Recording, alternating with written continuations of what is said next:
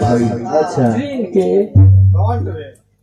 पटना से 10 बजे हुई, ट्रेन में बैठे तो जनता बनी ट्रेनों में जितना जना टिकट ना कटवाई वो एकदम बिजी रही है। रेस गाँव कि ट्रेन के डिब्बा का निरीक्षण इनके जिम्मे दिया तो देखो तो कि टीटी मत आवे।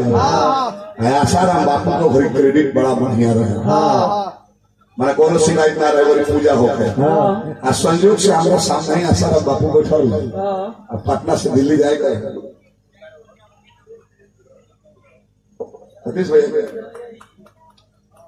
श्रद्धा क्लास सेंटर सादा etching, colour etching, acid etching, texture etching, half polish, half round, बहुत बहुत सुविधा वाली विभिन्न प्रकार के गिलास के थोक एवं फुटकर विक्रेता, ढेकुलिया घाट बाईपास रोड ओवर ब्रिज के सामने, राजेंद्र म्यूजिक के सामने, जनपद मऊ।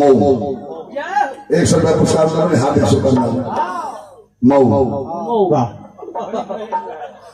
जाना नहीं तो एगो जादव जी के नए नए टीटी में बहाली मेरे पहल के दिन रहे के जानते में छतरी के 6 बुरी ब्राह्मण के मारे अहिर के अनाज बुद्धि पटक का तबले मारे जरा पूरा ना झारे।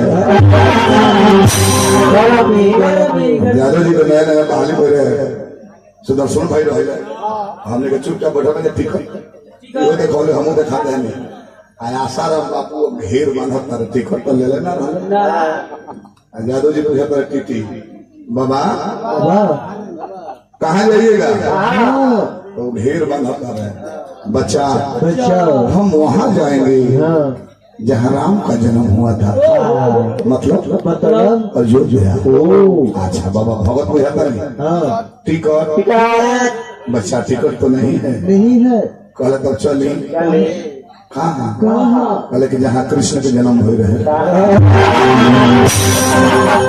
बोले एक और माना कहले कि जेल में जन्म चलिए 2-4 दिन सुहाग टिकट कराओ तो लोग